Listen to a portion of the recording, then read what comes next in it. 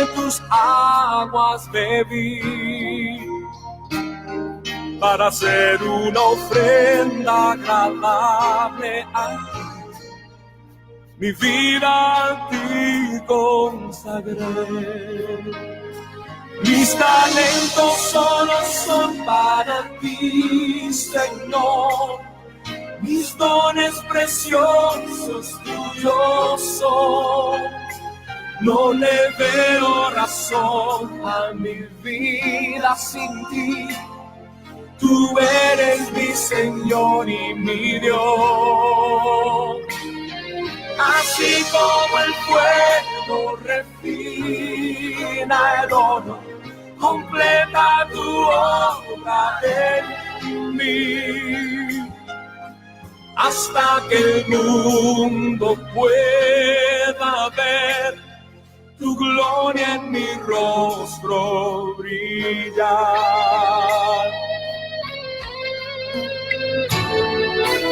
Tu palabra escondí, guardada en mi corazón, para yo no pecar contra ti, Señor. Tu palabra escondí, mis ropas en tu sangre lavé, y de tus aguas bebí, para hacer una ofrenda agradable a ti. Mi vida a ti consagré. Mis talentos solo son para ti, Señor. Mis dones preciosos tuyos son. No le veo razón a mi vida sin ti. Tú eres mi Señor y mi Dios.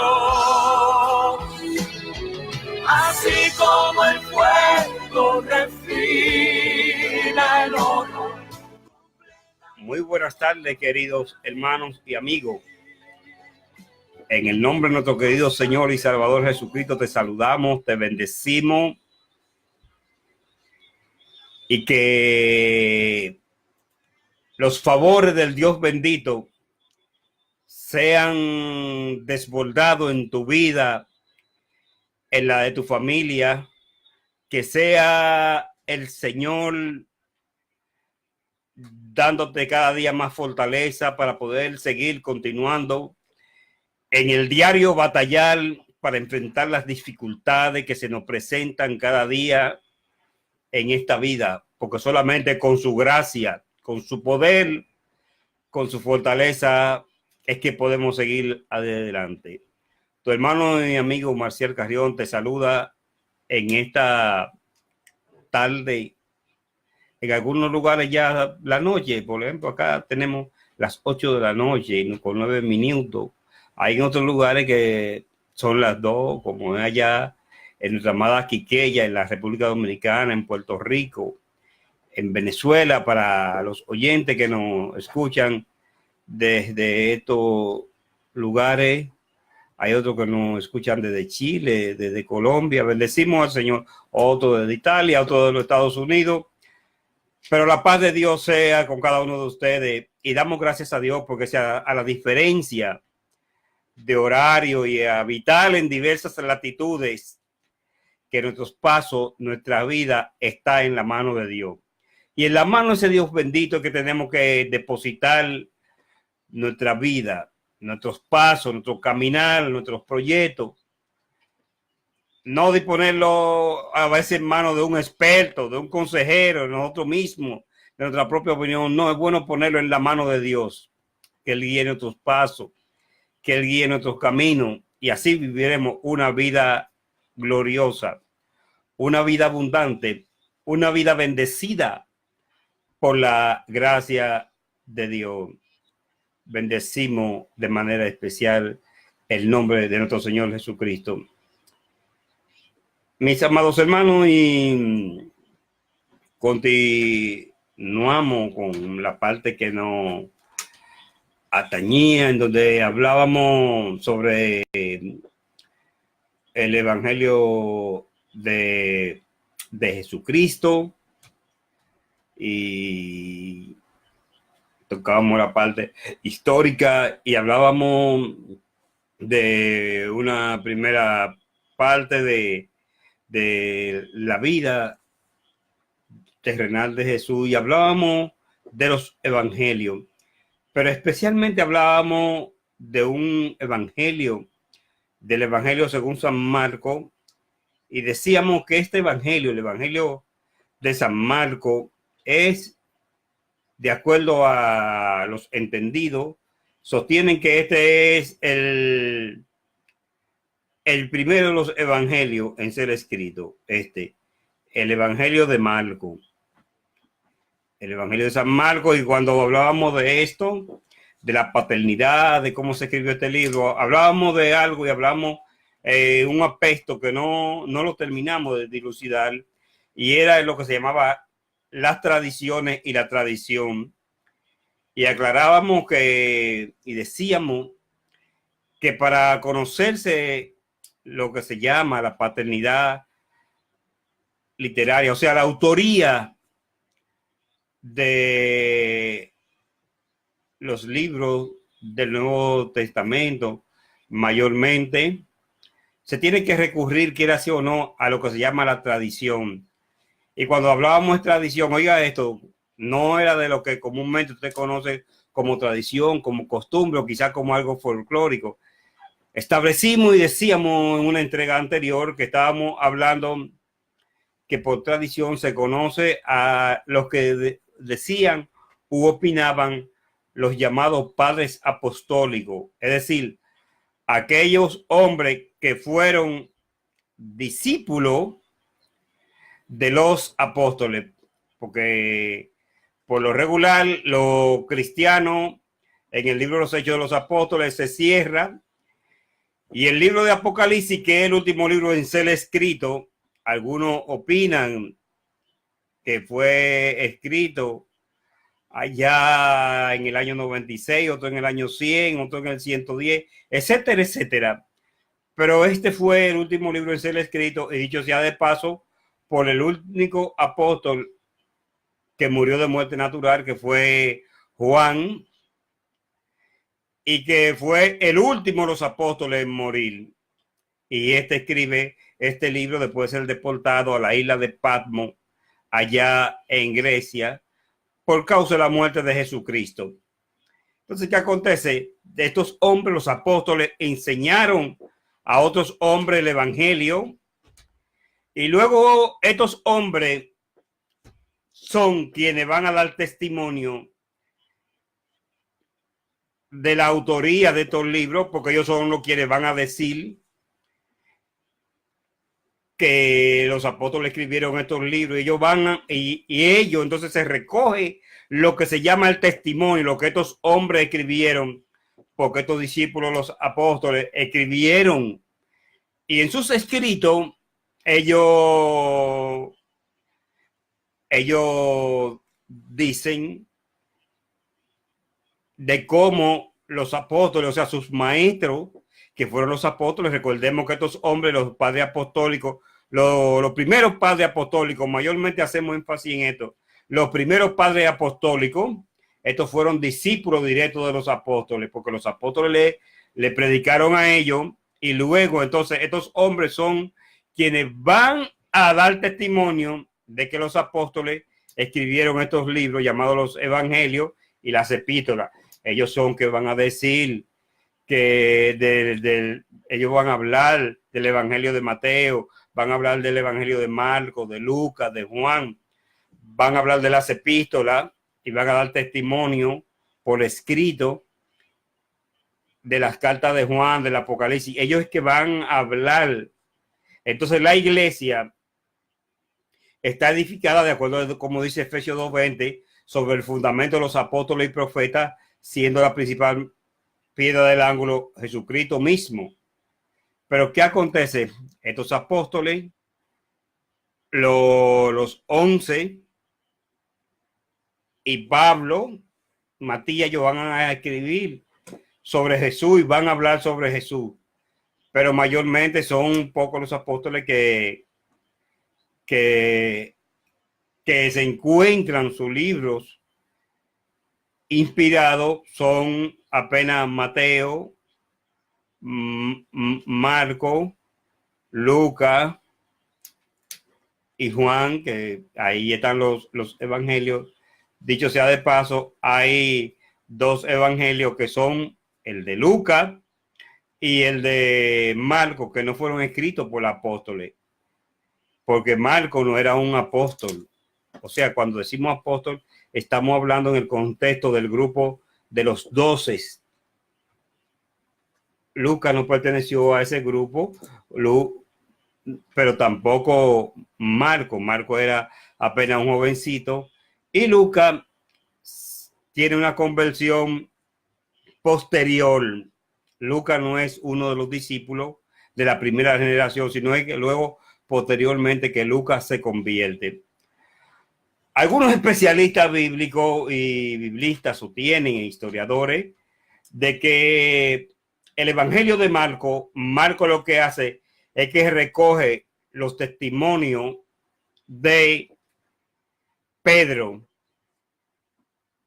que Marco lo que hace es escribir lo que le escuchó a Pedro, porque recordemos que Pedro había sido un testigo presencial de primera línea, porque recordemos que Pedro pertenecía al grupo selecto de los tres. Santiago, Pedro y Juan eran los más cercanos a Jesús. Juan era aquel que aquel discípulo a quien Jesús amaba de una manera especial y que siempre estaba al pecho del maestro. Y dicho sea de paso, algo que tenemos que decir de Juan es que en la noche en que Jesús es entregado, el único hombre que está allí es Juan. Los demás, Judas está huyendo y presionado por la conciencia y por el remordimiento, se mata. Los otros 10 apóstoles están huyendo. Mateo, Bartolomé, Andrés, Felipe, Pedro, están huyendo. Pero Juan es el único, oigan esto, Juan es el único de los discípulos, de los apóstoles, que en el momento de la crucifixión está allí al pie de la cruz junto al Señor.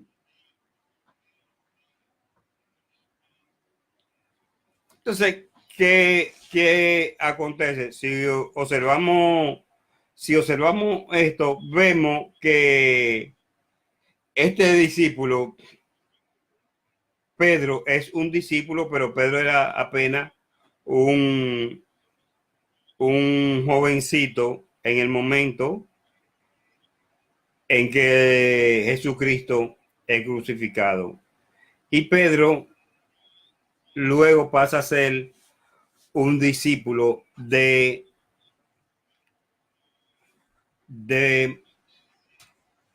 Marco pasa a ser un discípulo de Marco, pasa a ser un discípulo de Pedro, y luego vemos en una de sus epístolas que se le dice mi hijo, Juan Marco, y que Pedro fue uno de los líderes más insignes de la iglesia. Y algo conocido la diferencia que hubo entre Pablo y Bernabé, los cuales se separan, porque Marco fue un sobrino de Bernabé. De Bernabé, aquel hombre que es quien le presenta a Cristo a los apóstoles. De allá era un levita de Chipre, así nos dice el libro de los Hechos, Y Bernabé introduce a Pablo al círculo apostólico y allí se conocen, pero Bernabé era tío de Juan Marco y se dice que Marcus o Juan Marco, Juan, así dice la Biblia, Juan, el que tenía por sobrenombre Marco, puesto que en ocasiones los judíos utilizaban dos nombres, uno para los griegos y otro para los judíos. Por ejemplo, ahí tenemos algunos casos. Por ejemplo, está el caso de Pedro o Petru, que era en griego, pero en arameo o hebreo se le llamaba Cefa, que es el mismo Pedro, castellanizado de Pedro. Pablo tenía ese nombre para los griegos, pero para los judíos se le llamaba Saulo. Silvano era el nombre que utilizaba Sila. Sila era el nombre para los hebreos y Silvano para los griegos. Así se daba en el mundo de aquel entonces con los judíos. Entonces, Marcus era el nombre en griego de Marco, pero para los judíos él era Juan, porque era hijo, según se dice, de un padre gentil y una mujer judía. Se dice que la madre de Juan Marco era una mujer acaudalada y que ella pertenecía a este grupo de mujeres que era que sufragaban los gastos del ministerio de Jesús. Se dice que probablemente cuando en aquel momento que Pedro era arrestado, que la iglesia hacía oración por Pedro, se dice que estaban orando en la casa de Juan Marco. Esta era una mujer pudiente de la sociedad y que ella, su casa, la prestaba para que se diesen culto. Hay que recordarle esto, lo siguiente, que la iglesia, óigase esto, la iglesia no tenía templo. La iglesia primitiva era más bien una iglesia de tipo celular. Era en casa que se reunían, no había templo. La cristiandad viene a tener templo es después de que Constantino llega al poder, que la cristiandad empieza a tener templo. Pero en un principio la iglesia primitiva era en las casas que se hacían los cultos. Ahí, por ejemplo, vemos que Pablo saluda, ¿vale? Dice, la iglesia que está en tu casa. Juan habla de la señora escogida. Pero en el libro de los Hechos usted no va a encontrar en ninguna parte que la iglesia tenía templo. Usted no lo va a encontrar porque esta es la etapa primigenia o germinal de la iglesia. E inclusive usted notará, partiendo del libro de los Hechos, capítulo 3, allá cuando el cojo de la hermosa, que Pedro y Juan subían a orar. ¿A dónde subían a llorar? Al templo, pero al templo judío. Y iban a un lugar llamado el Pórtico de la Hermosa. Y allí tienen este encuentro con aquel hombre cojo llamado el cojo de la Hermosa. Pero la iglesia primitiva no tenía templo, no tenía templo. E inclusive hay un tiempo de persecución de la iglesia que los creyentes salen huyendo y donde se reúnen por causa de la persecución en las catacumbas, en lugares subterráneos que existían en la ciudad de Roma. Pero la iglesia aún no tiene templo. Entonces, ¿qué acontece? La madre de Juan Marco prestaba su casa para que se hiciesen culto. Y hay en algunos lugares que usted va a ver que Pablo saluda a algunos personajes y le dice, y la iglesia que está en tu casa. O sea, en la casa era una casa grande, esa casa se prestaba y estos creyentes acaudalados que tenían una casa con suficiente espacio, los creyentes iban y se reunían en estos lugares. Funcionaba como una especie de templo. Entonces, mi hermano, cabe preguntarse, ¿quién era este Juan Marco? ¿Quién era en sí Juan Marco? ¿Qué nos dice la Biblia sobre Juan Marco? ¿Quién era Juan Marco? Algunos hermanos se preguntarán esto. ¿Y quién es Juan Marco? Habla la Biblia sobre Juan Marco. ¿Qué dice la Biblia de Juan Marco? Y muchos hermanos y amigos se preguntarán, ¿y quién será este personaje que escribió este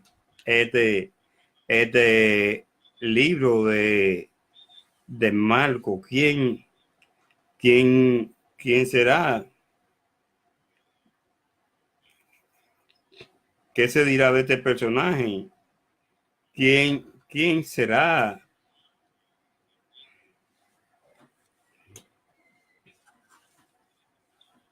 Muy conocido, porque por causa de Juan Marco, por su inmadurez, esto hace que el ministerio de Pablo y de Bernabé, con quien Pablo empieza su primer viaje misionero, es con Bernabé, y después por causa de Juan Marco hay una separación. Pero en Juan Marco tenemos una gran enseñanza para la vida cristiana, y es de que los hombres evolucionamos, los hombres maduramos. Hay determinados momentos en la vida que cometemos ciertos errores. Algunos nunca enmiendan. Algunos lo que van es para atrás como el cangrejo. Mientras más le pasa el tiempo, al contrario, se ponen más perversos y más sin temor de Dios. Pero hay otros. Y bendecimos el nombre del Señor por esos hombres y mujeres que cometen errores en principio, pero van madurando, se van poniendo más serios, su carácter cristiano se va forjando. Y uno de estos individuos es Marco, porque este Marco por el cual Pablo tiene una disputa, y dice el libro de los Hechos, que fue no pequeña la fricción que hubo entre Pablo y Bernabé por causa de Juan Marco. Y la Biblia dice que fue que Marco no quiso ir con ellos a la obra. Entonces hubo una disputa por ello. Y Pablo entonces toma y emprende otro proyecto, otro viaje, pero ya no acompañado de Bernabé, sino acompañado de Sila. Ese Sila es el mismo Silvano. Sila no es una mujer, Sila es un hombre llamado Silvano, con el cual Pablo cae preso allá en Filipo, según dice el libro de los Hechos, en el capítulo 16, donde tiembla la tierra allá en Filipo, que el carcelero de Filipo se convierte. Y Bernabé entonces empieza con Juan Marco, su sobrino, y se va. Pero oiga esto, este Juan Marco, después Juan Marco fue un tremendo evangelista. Oiga esto, Juan Marco, según se dice, si no es que mal recuerdo, Juan Marco es tenido como el patrón, o sea, el fundador de la iglesia en Etiopía. Y es muy reconocido como por la historia bíblica, es conocido como un hombre prominente y un hombre entregado a Dios y un hombre que inclusive sufrió el martirio, Juan Marco, ese jovencito que en principio no quiso ir a la obra, después es un hombre forjado y de un carácter y de un temple tremendo. Y luego el mismo Pablo llega a reconocer las virtudes que adornaban a Juan Marco cuando escribe en una de sus cartas que le dice a Timoteo que traiga con él a Juan Marcos porque le era útil para el ministerio. Oiga esto, le era útil para el ministerio. Hubo un momento que hubo diferencia, pero ahora Pablo reconoce el temple, el valor, el arrojo, la gallardía cristiana de Juan Marcos. Y así es la vida. Así somos las personas. Vamos evolucionando. Unos van creciendo, van madurando, más temple, más carácter, más docilidad, más fruto del espíritu en su vida. En cambio, hay otros que involucionan. ¿Qué es que involucionan? Que hacen lo siguiente, que empiezan bien, pero terminan mal en la vida. Van perdiendo lo que se llama el temor. Así es la vida de todo el mundo. Y como hemos dicho en algunas prédicas, en algunos lugares, oiga esto, hay que dejar todo en la mano de Dios, porque Dios que va a juzgar los secretos de los corazones de los hombres. ¿Quién se va a perder y quién se va a salvar? Eso solamente lo sabe Dios. Eso no lo sabe ningún hombre, ni ningún profeta, ni nadie. Porque ni siquiera los ángeles del cielo, Dios le dio la facultad de juzgar. Es un atributo que Dios, como juez y soberano, solamente Él se lo ha abrogado, no lo ha delegado sobre nadie, sobre el único que dice la Biblia que va a juzgar a los hombres, que va a juzgar por su palabra y que serán juzgados conforme a su evangelio, es por Jesucristo. Y entendemos que Jesucristo es Dios sobre todas las cosas, pero ni los apóstoles, ni los profetas, ni santos, ni ángeles, ni nadie, absolutamente nadie, el único que sabe es Dios. Y por eso Jesús, en la parábola del trigo y la cizaña, Jesús dice que no lo arranquen, sino que hay que esperar el tiempo de la siega. ¿Por qué Jesucristo dijo esta palabra? Hay una característica. El trigo y esa variedad de cizaña que señala Jesucristo tienen un gran parecido. Solamente se diferencian en el tiempo de la siega. ¿Por qué? Porque en el tiempo de la cosecha, la cizaña no da fruto, pero el trigo sí da fruto. El trigo da trigo. La cizaña no puede dar trigo, porque aunque tienen un parecido, tienen genética diferente. Y así pasa en la vida espiritual. En la vida espiritual puede haber mucha apariencia de piedad, porque hay mucha apariencia piadosa. Y a los hombres les gusta por lo regular vestirse de apariencia de piedad. Y a los hombres engañadores les gusta mucho la apariencia de piedad. Y Pablo se lo dice a Timoteo esto, que tendrían la apariencia de piedad, pero negarían la eficacia de ella. Y habla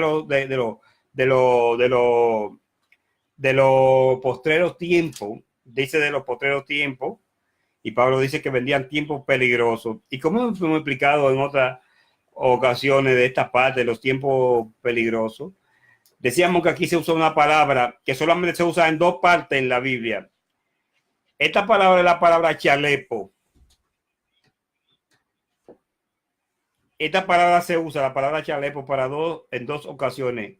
En la primera vez que se usa es para hablar del caso de los endemoniados gadarenos. Dice que eran, cuando dice que eran feroces, peligrosos, se utiliza la palabra chalepo.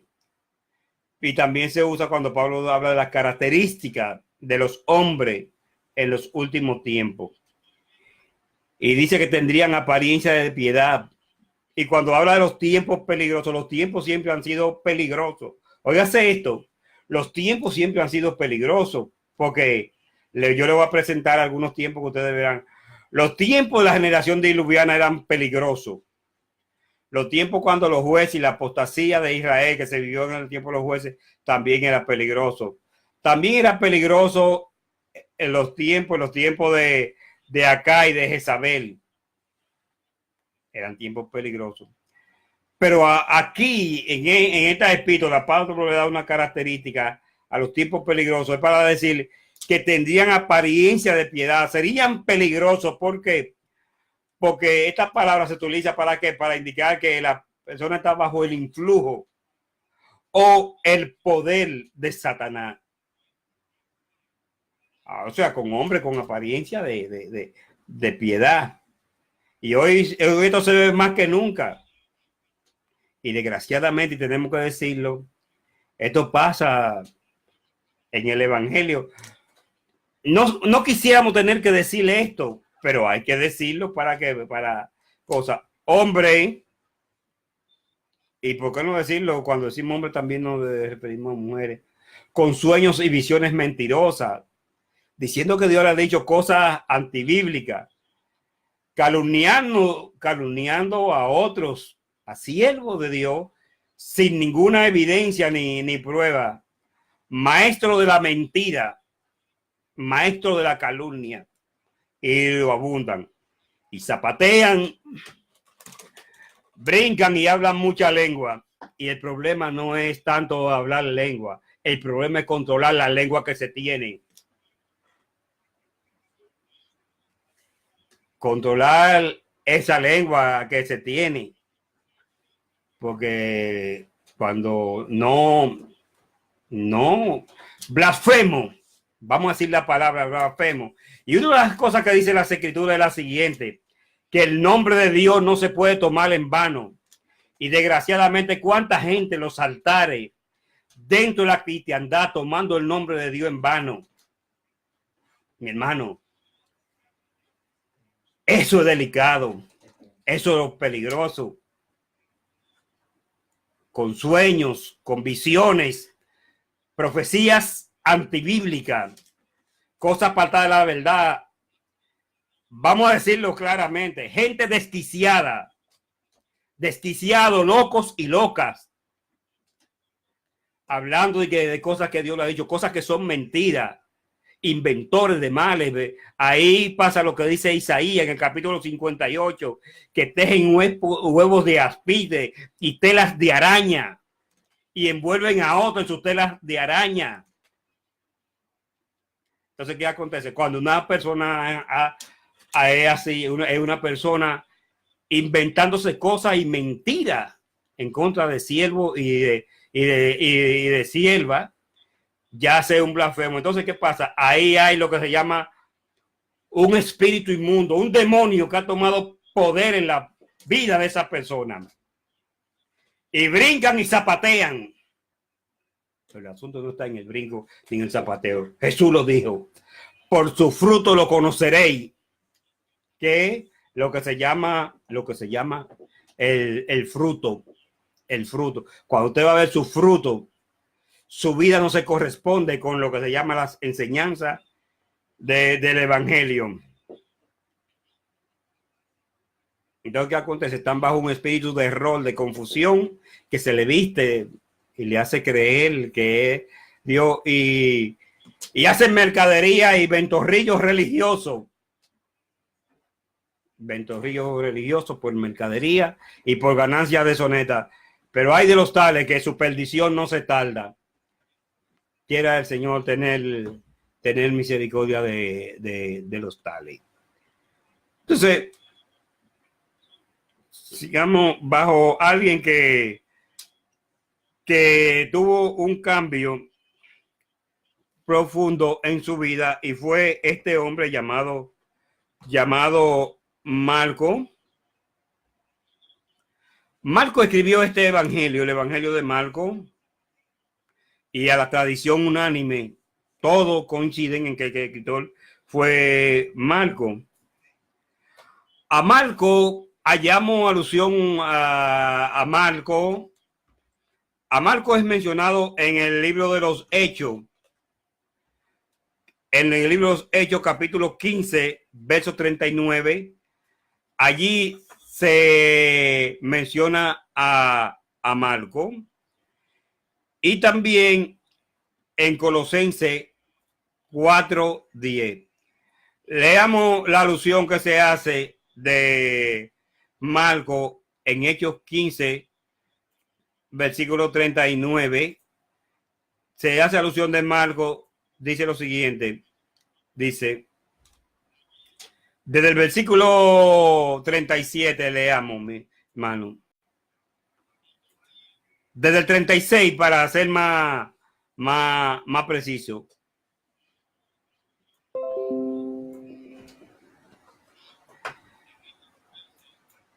Vamos a empezar desde el 35 para que los amados tengan un enfoque de qué pasó. Dice, y Pablo y Bernabé continuaron en Antioquía. Libro de los Hechos, capítulo 16, verso 35.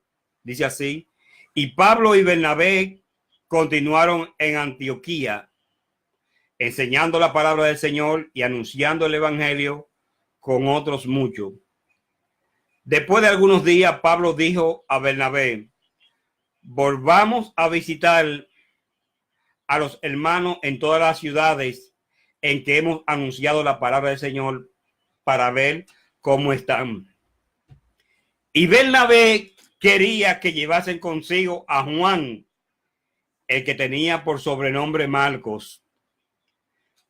Pero a Pablo no le pareció bien llevar consigo al que se había apartado de ellos desde Panfilia y no había ido con ellos a la obra. Y hubo tal desacuerdo entre ellos, entre Pablo y Bernabé, por causa de Juan Marcos, que se separaron el uno del otro. Bernabé, tomando a Marcos, navegó a Chipre, y Pablo, cogiendo a Silas, salió encomendado por los hermanos a la gracia del Señor, y pasó por Siria y Cilicia, confirmando a la iglesia. Aquí está la división que hubo por causa de Juan Marcos entre Pablo y Silas. En Colosenses 4:10 también se hace alusión a Marcos en la carta a los Colosenses, escrito por Pablo. Pablo escribe a la iglesia de Colosa y dice así, le dice lo siguiente, una carta de la prisión, en la carta a los Colosenses, que Pablo la escribe cuando está preso. Y dice así, Aristarco, mi compañero de prisiones, os saluda. Y Marco, el sobrino de Bernabé, acerca del cual habéis recibido mandamiento, si fuere a vosotros recibirle, bendecido sea el nombre del Señor. Lo que decíamos, ustedes se fijan, mis hermanos, que hay hombres que cambian, que evolucionan. Pablo está preso y allí hay un hermano llamado Aristarco que está preso junto con Pablo. Y Pablo dice, y Marco, el sobrino de Bernabé, Pablo le había dado mandamiento sobre Marco de que lo recibieran, porque Marco era un hombre que había madurado, había crecido. Y Pablo dice que lo reciban. También en la carta a Filemón, en el versículo 24 de la carta a Filemón, Pablo también vuelve a hacer alusión a Marco.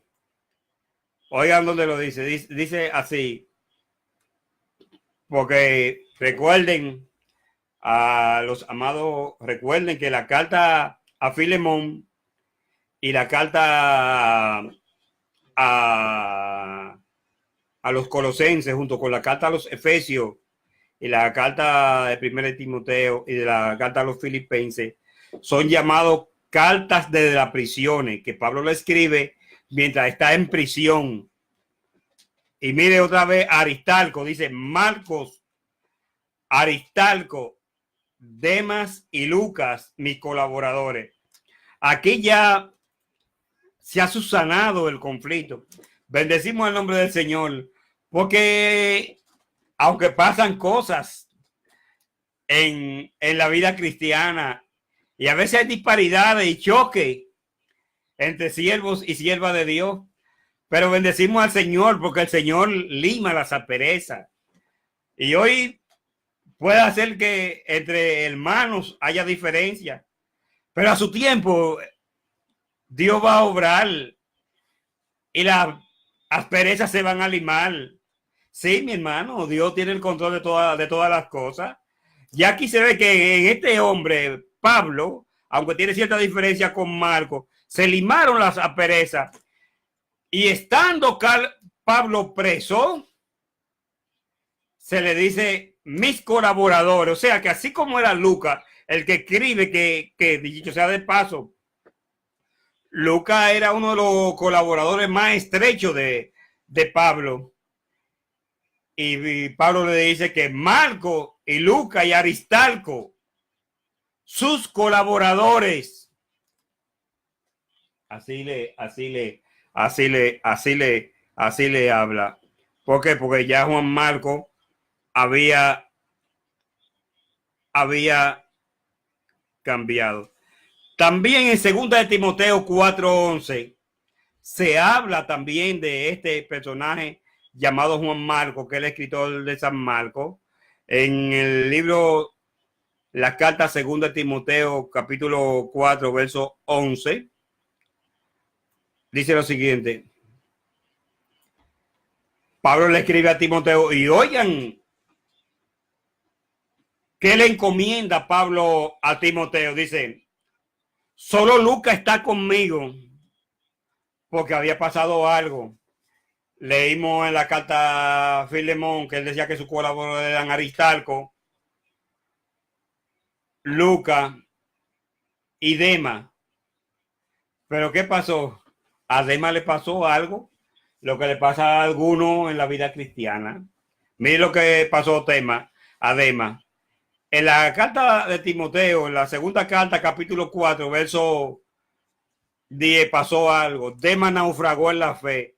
Se descarrió, como diríamos.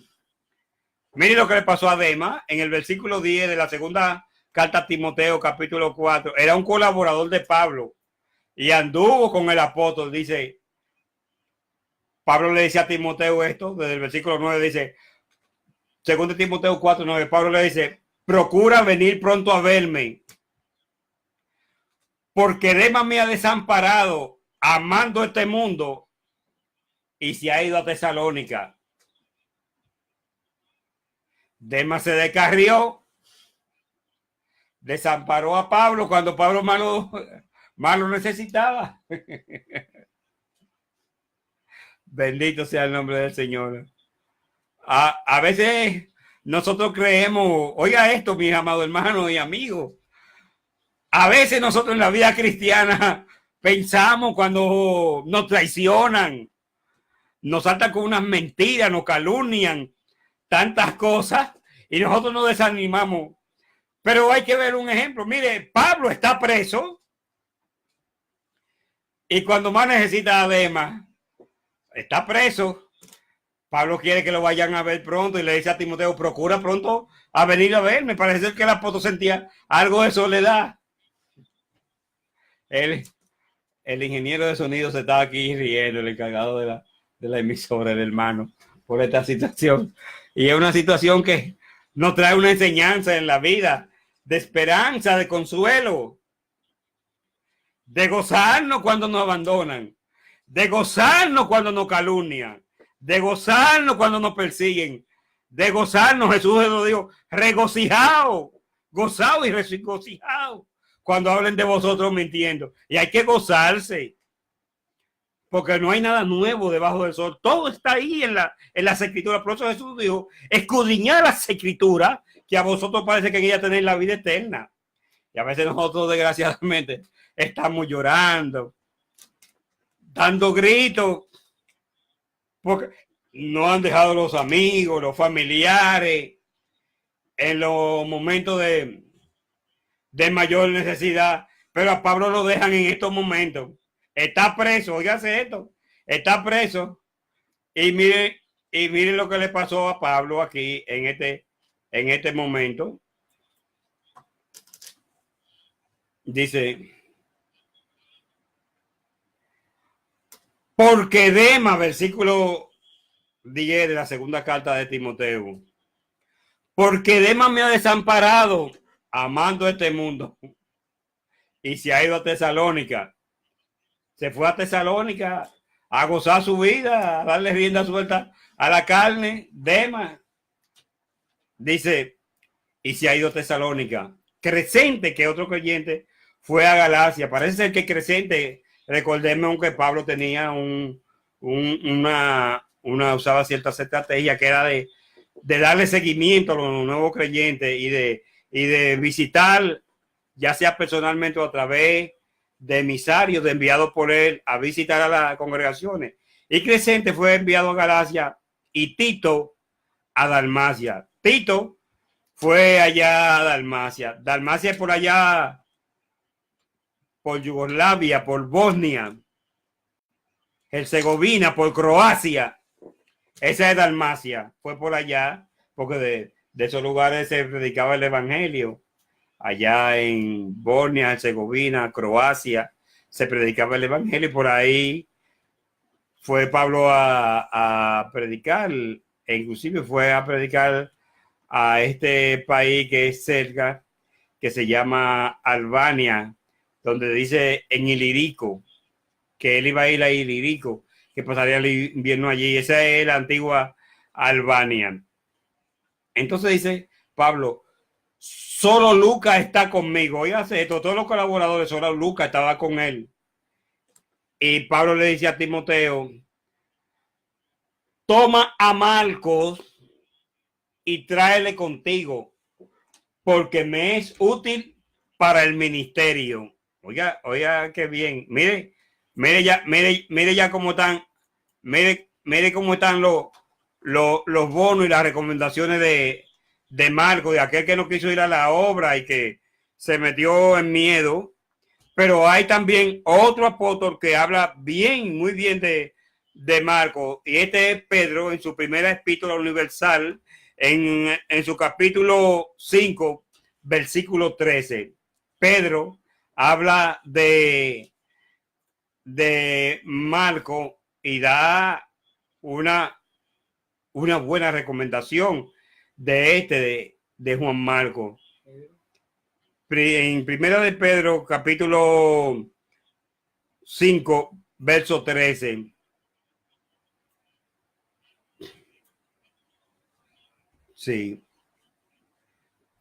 Dice así.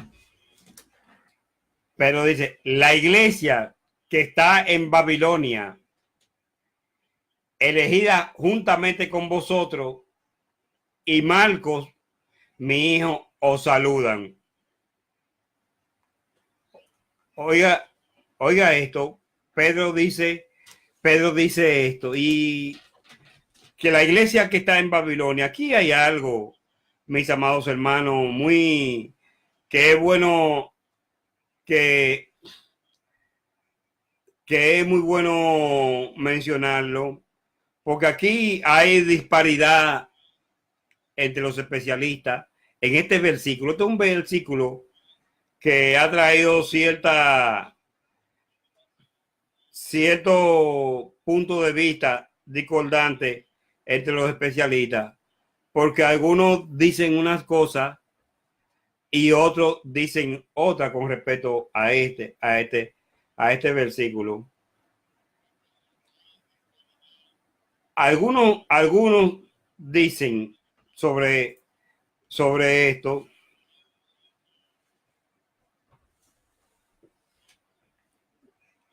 Algunos dicen que esto se refiere, que cuando Pedro utiliza la palabra Babilonia acá, se refiere a la iglesia que estaba en Roma, en la Roma imperial, y que él habla de esta forma para no identificar a la iglesia que estaba en Roma por temor a las persecuciones, que se utilizaba este nombre. Otros dicen que Pedro y los apóstoles utilizaban lo que se llamaba un ministerio itinerante. ¿Qué itinerante? Que viajaban por diversos lugares predicando el evangelio y visitando la iglesia y confortándola animándola y ayudando a resolver los problemas que se presentaban en las iglesias. Otros, en cambio, dicen que había una iglesia allá en Babilonia, lo que corresponde a lo que actualmente, en la actualidad, nosotros le damos el nombre de Irak. Y esto ha traído diversos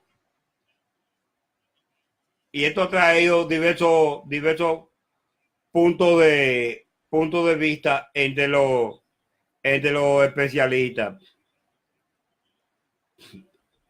Algunos dicen esto da a entender que Roma era comparada con una Babilonia, o que se refería a la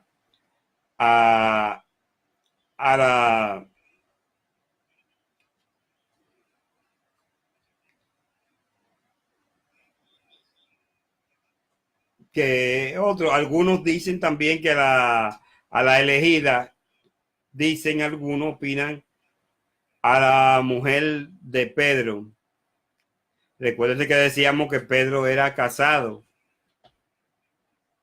Y recuerden que decíamos que si los papas son los representantes de Pedro, los sucesores de Pedro debieran de estar casados, como estaba Pedro, porque uno de los requisitos de los obispos era estar casado.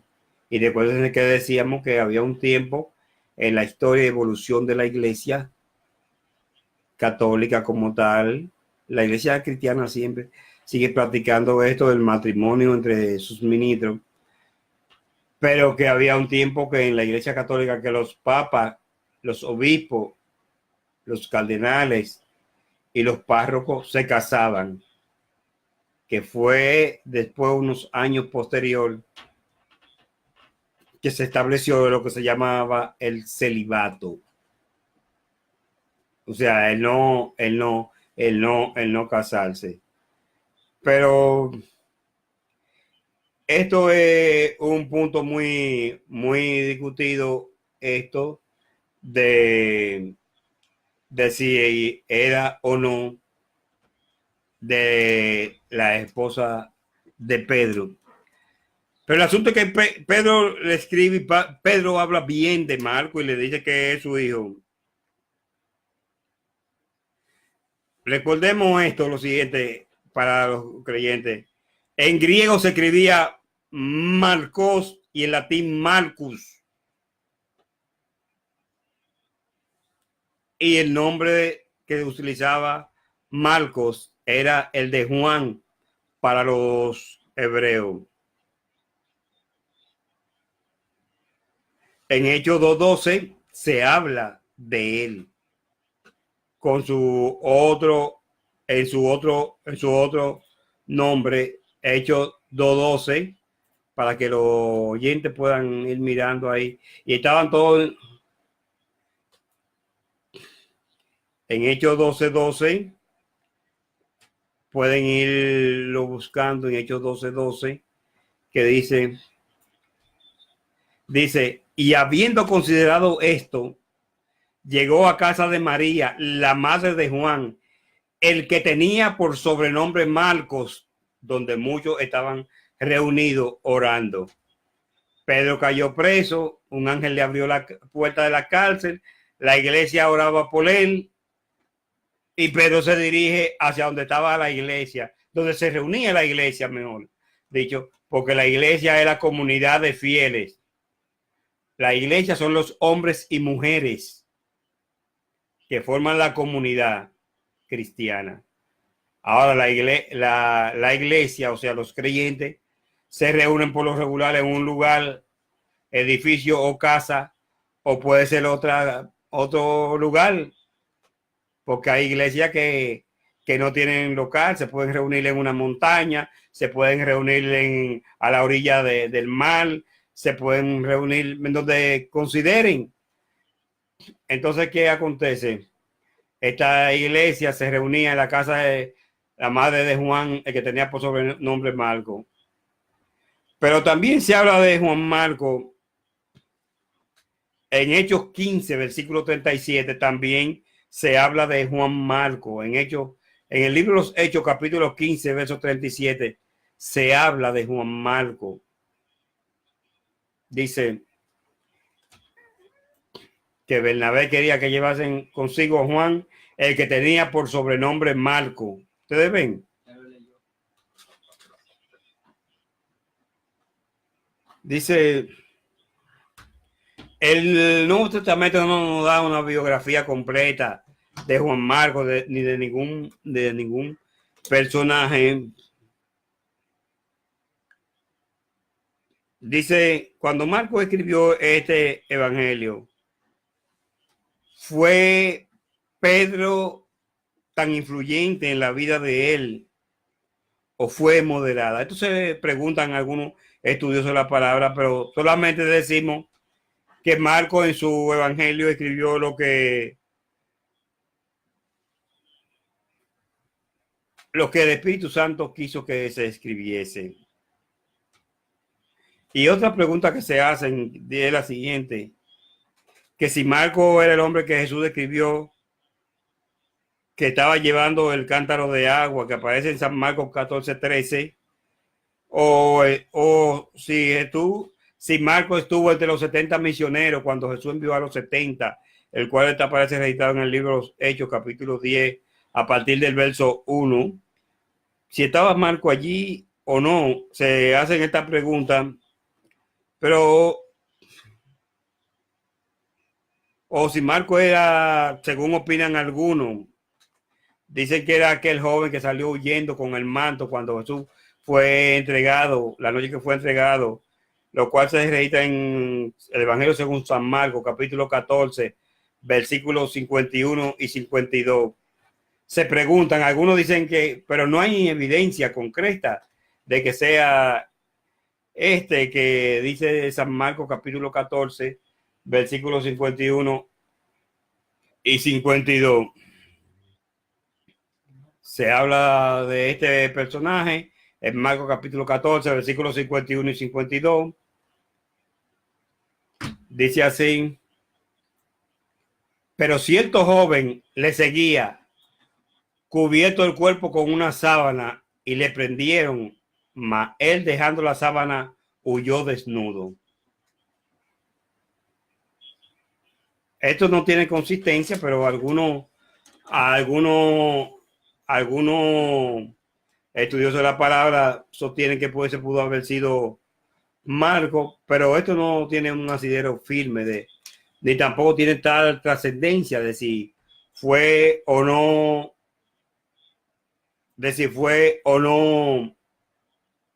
Marco. En el versículo 51 y 52 se habla de esto, y algunos dicen que pudo haber sido Marco, otros dicen que no.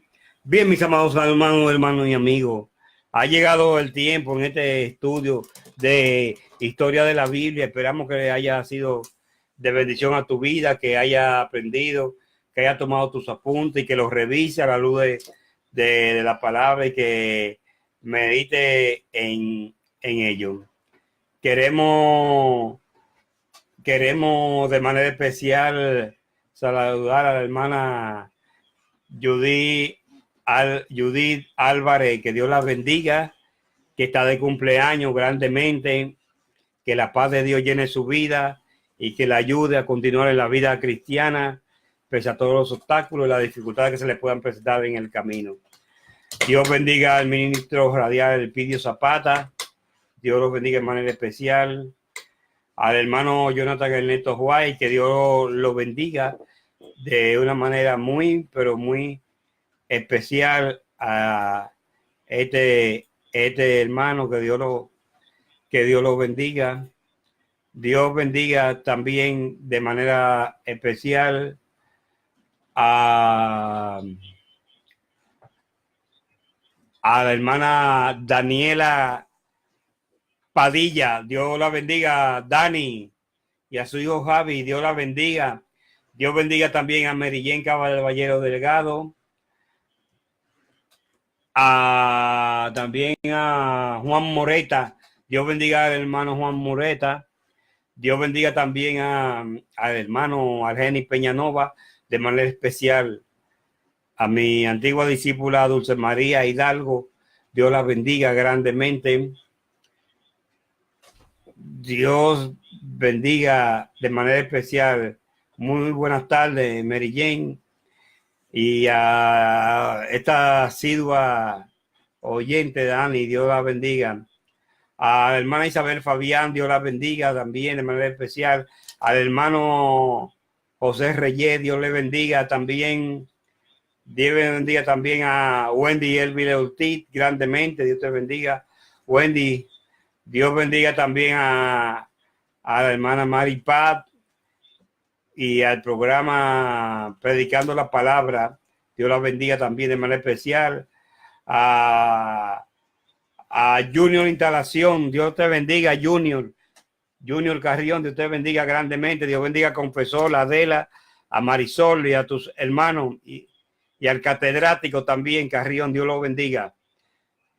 También Dios bendiga a Jonás Tomás. Jonás, Dios te bendiga allí en Chile, que Dios te siga ayudando y acompañando. A Marta Dulú Sandoval, Dios te bendiga, Marta, grandemente. La enfermera Sala, que Dios la bendiga grandemente.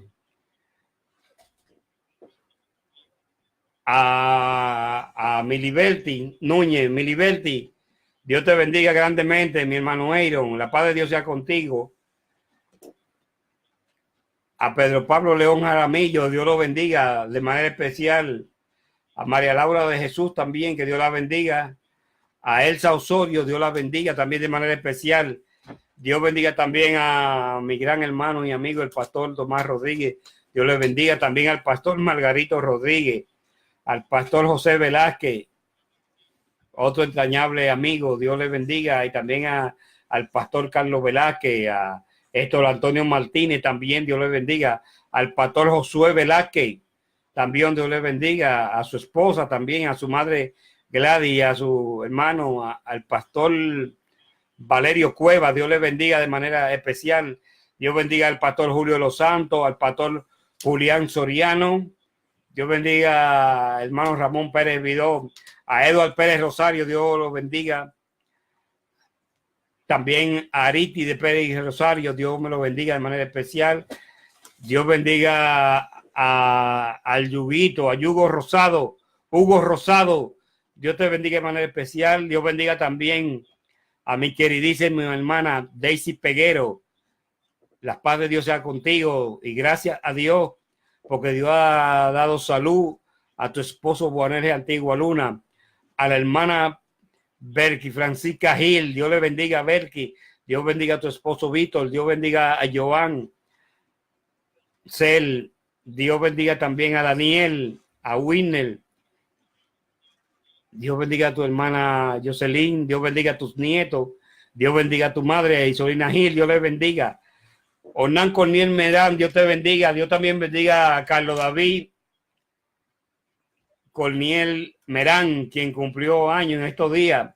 Dios bendiga también a la hermana Iris Figueroa, mujer de Dios. Dios te bendiga. Dios también bendiga a tu hija Ilcia, al hermano Saturnino Osuna.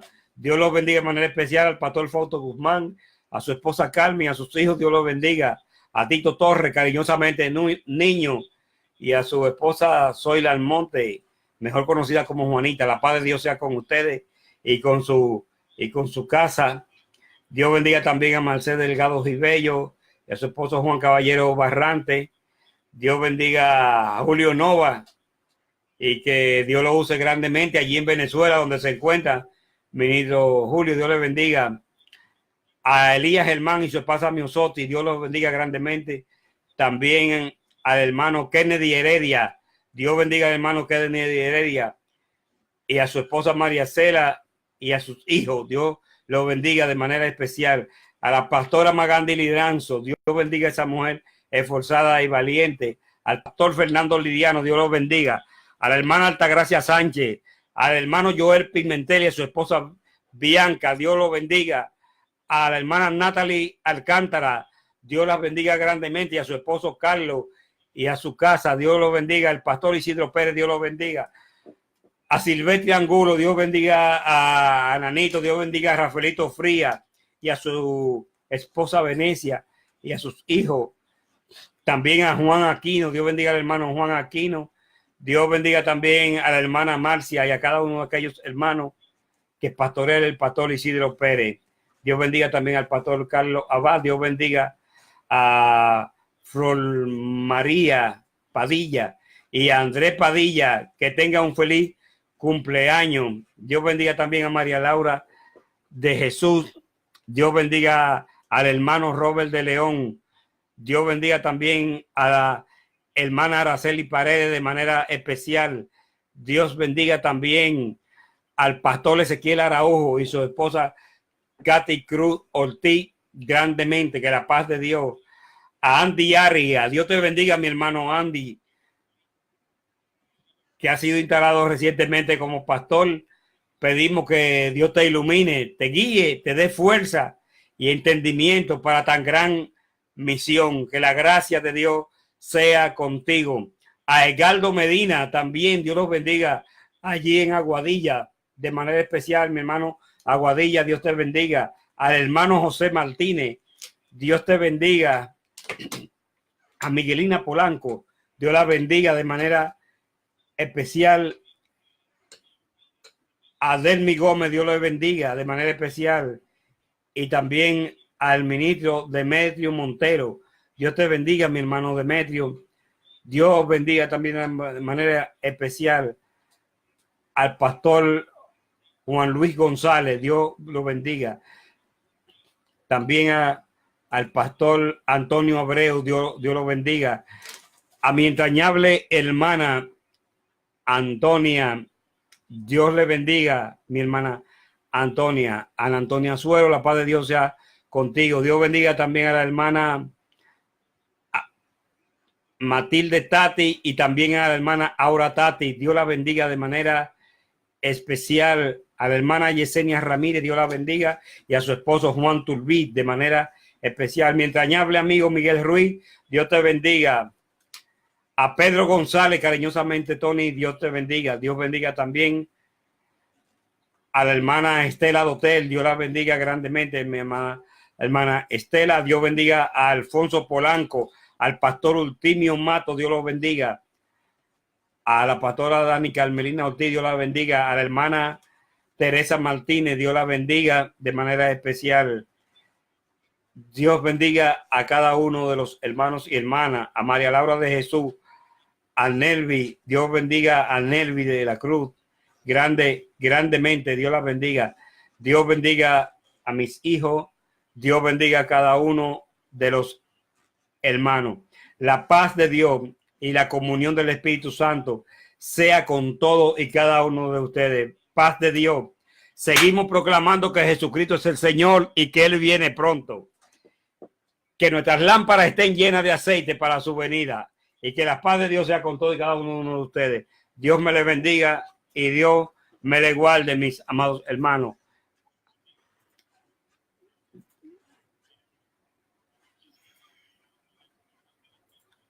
Alabado sea el nombre del Señor. Te amamos, Jesucristo. Tú eres el Señor de nuestras vidas. Y tú hiciste todas las...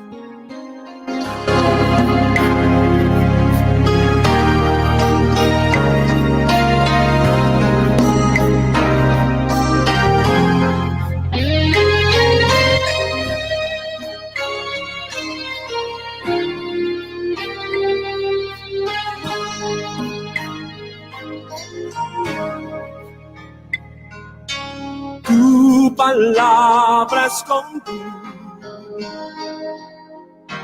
guardada en mi corazón,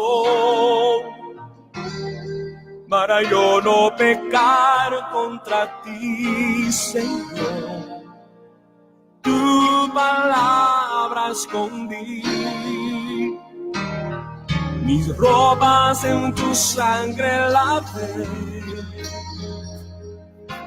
y de tus aguas bebí. para hacer una ofrenda agradable a ti.